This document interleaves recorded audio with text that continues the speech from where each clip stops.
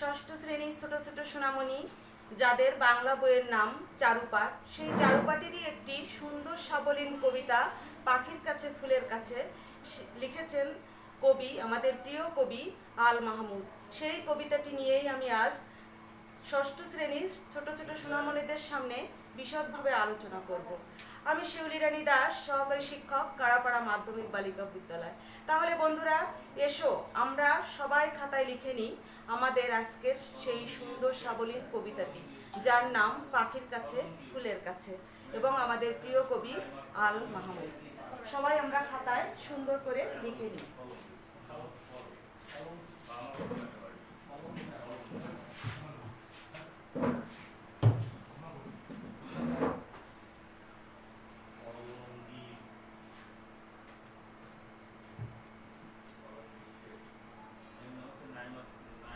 কবির নাম কবি আল মাহমুদ।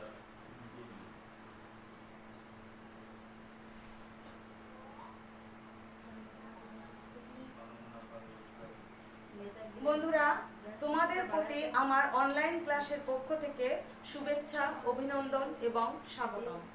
তাহলে বন্ধুরা, আমরা এখন এই কবিতাটি আবৃত্তি করার আগে তোমাদের বলবো যে এই কবিতাটি আবৃত্তি এবং বিস্তারিতভাবে যখন আমরা আলোচনা করব, তোমাদের মধ্যে নিসর্গ প্রীতির জাগ্রত হবে। নিসর্গত্ব প্রকৃতি প্রেমের বিস্তারিতভাবে তোমরা সবকিছু জানতে পারবে। তাহলে আমরা প্রথমেই আমাদের প্রিয় কবি আল মাহমুদ সম্পর্কে বিস্তারিতভাবে আলোচনা করব। তিনি কোথায় কিভাবে জন্মগ্রহণ করেন, কত সালে, তার উল্লেখযোগ্য কাব্যগ্রন্থগুলো কী কী ছিল, তিনি কবে কোথায় মৃত্যুবরণ করেছিলেন, ইত্যাদি ইত্যাদি। তাহলে আমি বলি, তোমরা সবাই মনোযোগ দিয়ে শুনবে। আল মাহমুদ 1936 সালে ব্রাহ্মণবাড়িয়া জেলার মোড়াইল নামক গ্রামে জন্মগ্রহণ করেন। ব্রাহ্মণবাড়িয়ার জজ 6 স্কুল থেকে তিনি প্রবেশিকা পরীক্ষায় পাশ করেন। প্রবেশিকা পরীক্ষা অর্থাৎ বর্তমানে আমরা যেটাকে বলে থাকি এসএসসি পরীক্ষা। সাংবাদিকতা এবং চাকরি ছিল কবির জীবনের খুব প্রিয় পেশা। এছাড়া তিনি বিভিন্ন পত্রিকার সম্পাদকও ছিলেন। গণকণ্ঠ ও কর্ণফুলী পত্রিকার সম্পাদক ছিলেন। পরবর্তীতে বাংলাদেশ শিল্পকলা একাডেমিতে তিনি পরিচালক হিসেবে চাকরি গ্রহণ করেন। 1995 সালে তিনি এই পরিচালকের পদ থেকে অবসর গ্রহণ করেন। কবি আল মাহমুদের রচিত বিভিন্ন উল্লেখযোগ্য যে রচনাগুলো বা বইগুলো রয়েছে, সেগুলো হচ্ছে লোকান্তর, কালের কলস, সোনালী কাবিন, মায়াবী পর্দা দুলে ওঠো, মিথ্যাবাদী রাখাল ছেলে, এক চক্ষু হরিণ, অরণ্য রজনীর রাজহাঁস, পাখির কাছে ফুলের কাছে ইত্যাদি। তাহলে বন্ধুরা, আমরা এই উল্লেখযোগ্য কিছু কাব্যগ্রন্থ বা রচনামালার কয়েকটি বিশেষ বিশেষ নাম খাতায় লিখে নিই। লোকান্তর,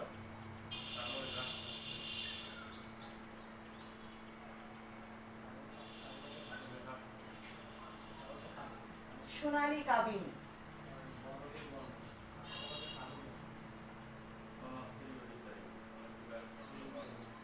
মিথ্যাবাদী রাখাল ছেলে,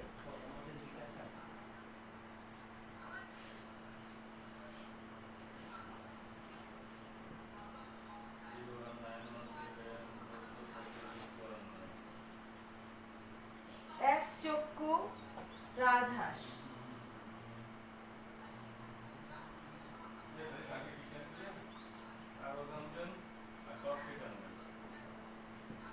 ইত্যাদি ইত্যাদি। কবি আল মাহমুদ সাহিত্যে অসাধারণ অবদান রেখেছিলেন। তিনি বাংলাদেশের শিল্পকলা একাডেমিতে অনেকবার পুরস্কৃত হয়েছিলেন এবং তিনি বহুবার 21 পদক সহ বহু পুরস্কার পেয়েছিলেন। আমাদের এই প্রিয় কবি 2019 সালে ঢাকায় মৃত্যুবরণ করেন। তাহলে বন্ধুরা, আমরা কিছু কিছু তথ্য কবি সম্পর্কে খাতায় সুন্দরভাবে লিখে নেব। আমাদের কবি কত সালে কোথায় জন্মগ্রহণ করেছিলেন আমরা সবাই একটু খাতায় লিখে নিই।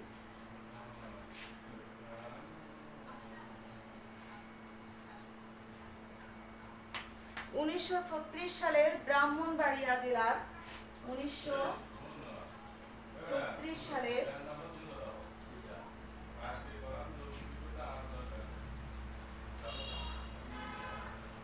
ব্রাহ্মণবাড়িয়া জেলার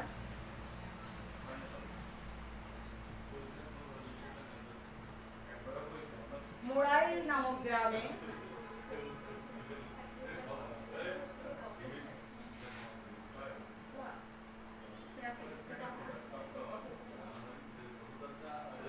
জন্মগ্রহণ করেন।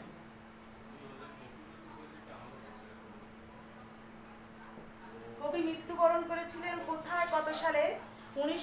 2021 সালে ঢাকায় কবি মৃত্যুবরণ করেছিলেন, 2019 সালে।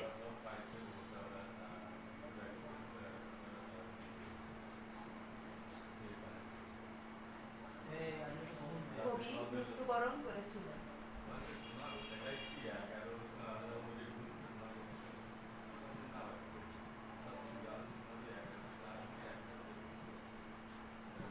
কবির উল্লেখযোগ্য রচনাগুলো আমরা আগেই কয়েকটা লিখে নিয়েছি। এবার আমরা কবিতাটি সুন্দরভাবে আবৃত্তি করব এবং এই কবিতার মধ্যে কিছু কঠিন শব্দ রয়েছে, সেগুলো আমরা সুন্দরভাবে ভেঙে আলোচনা করব এবং এর অর্থ সুন্দর সাবলীলভাবে বোঝার চেষ্টা করব। তাহলে বন্ধুরা, সবাই বই থেকে পাখির কাছে ফুলের কাছে কবিতাটি বের করে দেখো। আমি আবৃত্তি করছি এবং তোমাদের সুন্দরভাবে বোঝানোর চেষ্টা করছি। পাখির কাছে ফুলের কাছে, কবি আল মাহমুদ। নারকেলের ওই লম্বা মাথায় হঠাৎ দেখি কাল, ডাবের মতো চাঁদ উঠেছে ঠান্ডা ও গোলগাল। ছিটকিনিটা আস্তে খুলে পেরিয়ে গেলাম ঘর, ঝিমধরা এই মস্ত শহর কাঁপছিল থরথর। নারকেল গাছের ওই লম্বা মাথায়, নারকেল গাছ সাধারণত বন্ধুরা আমরা জানি যে অনেক লম্বা হয়ে থাকে। সেই লম্বা গাছের মাথায় জ্যোৎস্নার মাখা পূর্ণিমার গোল চাঁদকে ডাবের মতো কল্পনা করেছেন। সেই সুন্দর চাঁদটাকে দেখার জন্য কবি দরজার ছিটকিনি আস্তে আস্তে খুলে ঘর থেকে বেরিয়ে গেল। বেরিয়ে দেখছে কবি যে শহরের সমস্ত বাড়ির লোকজন ঘুমে অচেতন হয়ে আছে। তখন শহরটাকে মনে হচ্ছে যেন ঝিম ধরে আছে এবং পুরো শহরটা থরথর করে কাঁপছে। মিনারটাকে দেখছি যেন দাঁড়িয়ে আছেন কেউ, পাথরঘাটার গির্জাটা কি লাল পাথরের ঢেউ। দরগাতলা পার হয়ে যেই মোড় ফিরেছি বাই, কোত্থেকে এক উটকো পাহাড় ডাক দিল আয় আয়। মিনার, এখানে মিনার কথাটির অর্থ হচ্ছে মসজিদের উঁচু স্তম্ভ বা গম্বুজ। সেই মিনারটাকে মনে হচ্ছে কবির কাছে যে কোনো একটি লম্বা লোক সেখানে দাঁড়িয়ে আছে। পাথরঘাটার গির্জাটি কি লাল পাথরের ঢেউ। পাথরঘাটা নামক একটা জায়গা, সেখানে একটা গির্জা আছে। এখানে গির্জা অর্থ হচ্ছে খ্রিস্টানদের উপাসনালয়, যেখানে খ্রিস্টান ধর্মাবলম্বীরা যে তাদের প্রার্থনা করে। সেই গির্জাটা লাল পাথর দিয়ে সুন্দরভাবে তৈরি করা, মনে হচ্ছে যেন লাল পাথরের ঢেউ উঠছে। দরগাতলা পার হয়ে যেই মোড় ফিরেছি বাই, কোত্থেকে এক উটকো পাহাড় ডাক দিল আয় আয়। দরগাতলা নামে একটা জায়গা, সেই জায়গাটার মোড় যখন কবি ফিরেছেন তখন বাদিক থেকে মনে হচ্ছে একটা উটকো পাহাড়, মানে একটা পাহাড়, যে পাহাড় অপ্রত্যাশিত, এই পাহাড়টা কারো কামনা নয়, সেখান থেকে কবিকে কেউ ডাকছে, আয় আমার কাছে ফিরে আয়। পাহাড়টাকে হাত বুলিয়ে লাল দিঘির ওই পাড় এগিয়ে দেখি জোনাকিদের বসেছে দরবার। ওই উটকো যে পাহাড়টা কবির কাম্য ছিল না, সেই পাহাড়টাকে যখন পার হয়ে এলো লাল দিঘির কাছে, তখন ওই লাল দিঘির পাড়ে দাঁড়িয়ে পাহাড়ের গায়ে হাত বুলিয়ে কবি দেখছে যে জোনাকির দল। জোনাকি অর্থ হচ্ছে বন্ধুরা, তোমরা সবাই হয়তো জানবে, ছোট ছোট এক ধরনের পোকা। সেই জোনাকিরা তাদের দরবার বসিয়েছে। এখানে দরবার বলতে বোঝানো হচ্ছে তাদের জলসা, মানে যেখানে আনন্দ উল্লাস করা হয়ে থাকে, অর্থাৎ নাচে গানে মেতে থাকে। জোনাকিরা যখন, মনে হচ্ছে কবির কাছে ওই যে জোনাকিরা লাল দিঘির পাড়ে যেন তাদের আনন্দ উল্লাসের দরবার বসিয়েছে, আনন্দ উল্লাস করছে। আমায় দেখে কলকলিয়ে দিঘির কালো জল বলল, এসো আমরা সবাই না ঘুমানোর দল। পকেট থেকে খোলো তোমার পদ্য লেখার ভাঁজ, রক্ত জবার ঝোপের কাছে কাব্য হবে আজ। দিঘির সেই যে কালো জল কবিকে হাতছানি দিয়ে ডাকছে, এসো আমরা আজ কেউ ঘুমাবো না, না ঘুমিয়ে আমরা সবাই কবিতা বা কাব্য লিখবো। কবিকে বলছে তুমি তোমার পকেট থেকে কাব্য লেখার ভাঁজ, অর্থাৎ যে কাগজে কবিতা লেখা হয়ে থাকে, কবি যে কাগজে কবিতা লেখেন সেই কবিতা লেখার কাগজটি বের করতে বলছে এবং বলছে যে রক্তজবা গাছের ঝোপের মধ্যে বসে আমরা সবাই আজ কাব্য রচনা করি। দিঘির কথায় উঠলে হেসে ফুল পাখিরা সব, কাব্য হবে জুড়ল কলরব। কি আর করি পকেট থেকে খুলে ছড়ার বই, পাখির কাছে ফুলের কাছে মনের কথা কই। তখন কবি কি করবে, সে তখন পকেট থেকে তার কাব্য লেখার বা কবিতা লেখার কাগজটি বের করেছে এবং সেই রক্তজবা গাছের যে ঝোপঝাড় সেখানে বসে তার সেই রাতের যে বন্ধুরা ঝুনাকি পোকা, তারপর কালো দিঘির জল, সবাই যেন না ঘুমানোর দল, সবাই একসাথে একাকার হয়ে জবা গাছের ঝোপে বসে কাব্য রচনা করছে, কবিতা রচনা করছে। তখন কবি কবিতা পকেট থেকে খুলে যখন লিখছে, তখন সে কবিতা রচনার মাঝে মাঝে পাখির কাছে এবং ফুলের কাছে তার সমস্ত মনের কথাগুলো বলছে। তাহলে বন্ধুরা, আমরা কবিতা আবৃত্তি করলাম এবং এই কবিতা কি আছে বিস্তারিতভাবে এর মধ্যে সে সম্পর্কেও আমরা আলোচনা করেছি। তোমরা নিশ্চয়ই বুঝতে পেরেছো। এই কবিতার মধ্যে কিছু কঠিন কঠিন শব্দ রয়েছে, যে শব্দের অর্থ তোমরা হয়তো ভালোভাবে জানো না বা বুঝতে পারছো না। আমি সেই শব্দগুলো ব্ল্যাকবোর্ডে লিখে দেব এবং অর্থ করে তোমাদের বুঝিয়ে দেব। তোমরা সবাই খাতায় লিখে নাও।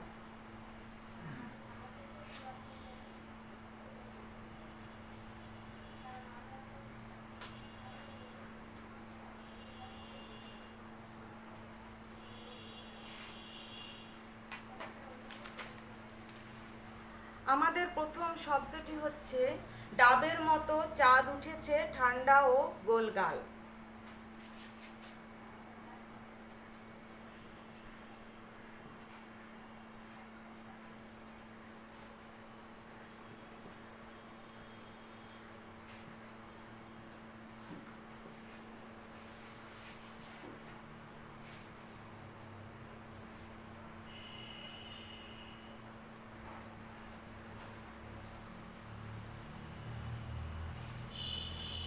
এর অর্থ হচ্ছে জ্যোৎস্না মাখা পূর্ণিমার রাতে। পূর্ণিমার রাতে সাধারণত জ্যোৎস্না হয়, রাতটাকে আর রাত মনে হয় না, যেন জ্যোৎস্নার আলোতে ঝলমল করে। ওই আলোতে চাঁদকে কবির কাছে ডাবের মতো মনে হচ্ছে। কবি ওই চাঁদকে কল্পনা করেছে যেন একটা ডাব। তাহলে আমরা লিখে নিই, জ্যোৎস্না মাখা পূর্ণিমার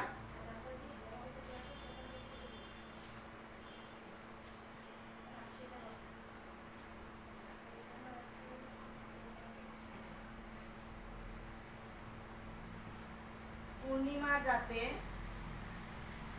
চাঁদকে ডাবের মতো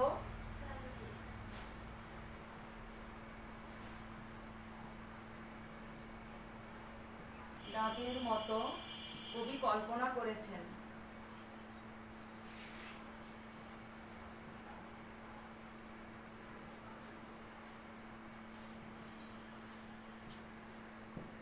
তাহলে কি হলো, ডাবের মতো চাঁদ উঠেছে ঠান্ডা ও গোলগাল, মানে জ্যোৎস্না মাখা পূর্ণিমার রাতে চাঁদকে কবি ডাবের মতো কবি কল্পনা করেছেন। তারপর একটা হচ্ছে থর থর।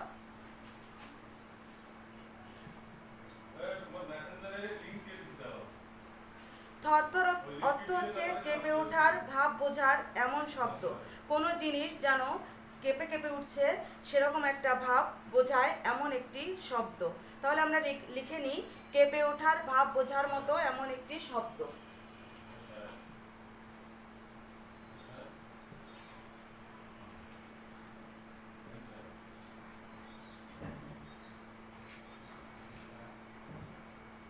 বোঝার মতো একটি শব্দ।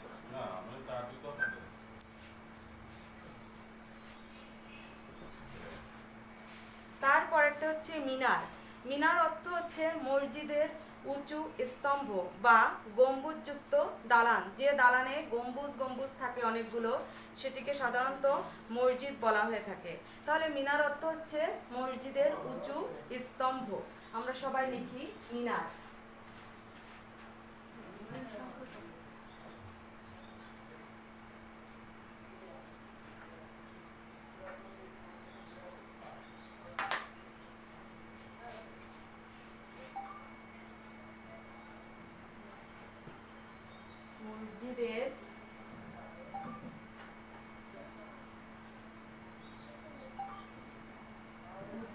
স্তম্ভ।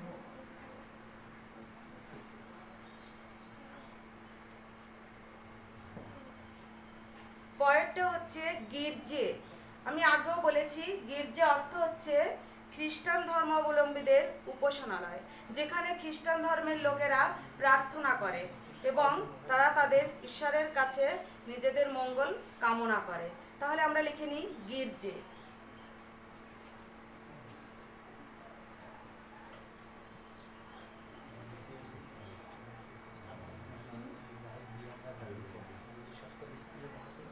খ্রিস্টানদের উপাসনালয়।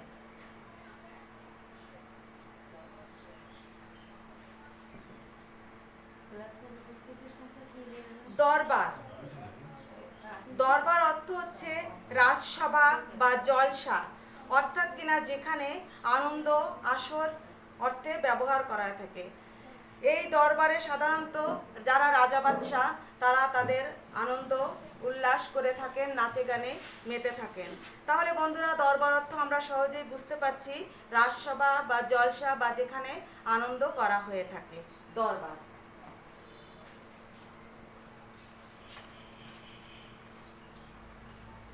রাজসভা বা জলসা, এখানে বিভিন্ন রকমের আনন্দ উৎসব করা হয়, অর্থাৎ নাচ গান ইত্যাদি আনন্দ করা হয়ে থাকে। পরেরটা হচ্ছে উটকো। উটকো অর্থ হচ্ছে যেটা অপ্রয়োজনীয় বা অপ্রত্যাশিত, আমরা যা আশা করি না, অপ্রত্যাশিত, সেটি অর্থ হচ্ছে উটকো। উটকো ঝামেলা এসে আমাদের ঘাড়ে এসে পড়লো, এরকম অর্থে আমরা ব্যবহার করে থাকি। তাহলে বন্ধুরা এসো আমরা লিখে নিই যে উটকো অর্থ কি, অপ্রত্যাশিত বা অপ্রয়োজনীয়, যেটা আমাদের প্রয়োজন নেই, উটকো। অপ্রয়োজনীয়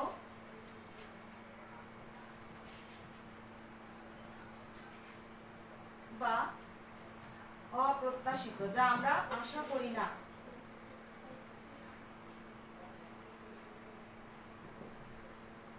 পরবর্তীটা হচ্ছে কলকলিয়ে। কলকলিয়ে শব্দের অর্থ বলতে আমরা বুঝি কল কল ধ্বনি করে, সাধারণত নদী বা খালের জল কলকলিয়ে চলে, সেই অর্থে আমরা বুঝে থাকি কলকলিয়ে। তাহলে লিখে নিই কলকলিয়ে অর্থ কল কল করে। কলিয়ে অর্থাৎ কল কল করে।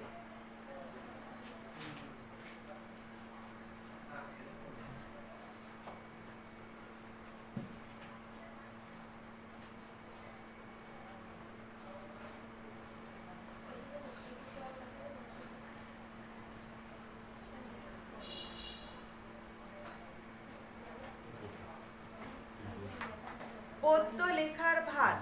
এখানে পদ্য লেখার ভাঁজ বলতে বোঝানো হয়েছে ভাঁজ করে রাখা কবিতা লেখার কাগজ।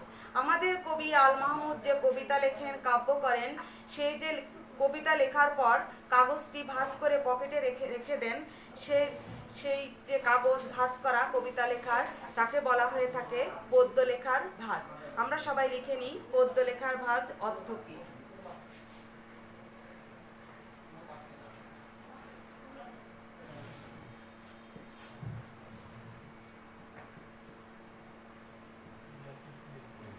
পদ্য লেখার ভাঁজ, ভাঁজ করে রাখা কবিতা লেখার কাগজ।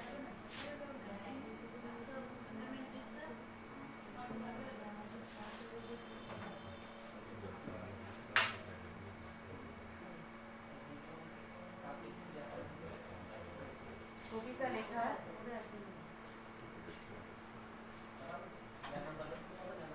আমাদের সর্বশেষ যে নতুন শব্দ সেটি হচ্ছে কলরব। কলরব শব্দ বলতে বন্ধুরা এখানে কি বোঝানো হয়েছে, কোলাহল করা, হইচই করা, বা ছেলেমেয়েরা যখন খেলাধুলা করে তখন তারা চেঁচামেচি করে, হইচই করে, সেটিকেই বলা হয়ে থাকে কলরব। আমরা লিখে নিই কলরব শব্দের অর্থ, মানে কোলাহল বা হইচই।